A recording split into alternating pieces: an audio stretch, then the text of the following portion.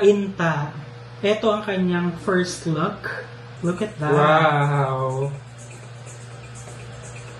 Gusto ko to It's yung... very, ano talaga. Tsaka nag-match yung color ng kanyang lips sa red ng kanyang, rose.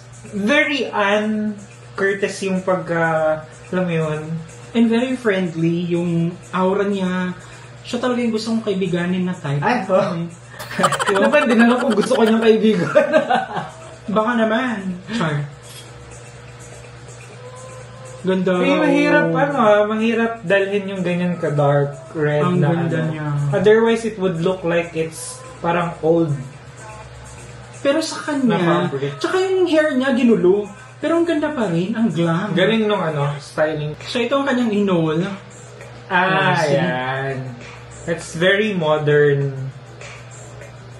It's like Stacy knows kung ano yung kanyang assignment.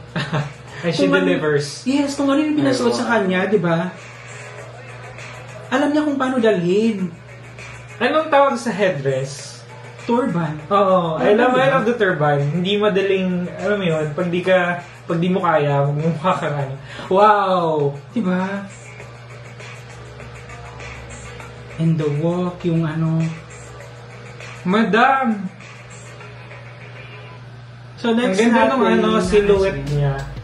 Yung sa hair, sa side profile, yung ganito sa patadyong. And ang pinaka nagustuhan ko kay Stacy actually dito is sobrang yun nga, alam niya kung ano yung assignment niya sa isang challenge or sa isang activity. Kasi nung pinakilala yung observation ko lang, nung pinakilala yung designer, di ba normal model pag pinakilala niya yung designer, papalakpak. Yes. Siya pumalakpak talaga siya, yung alam niya, yung dapat, it's a respect, pay tribute to the one who designed. Oo, di ba?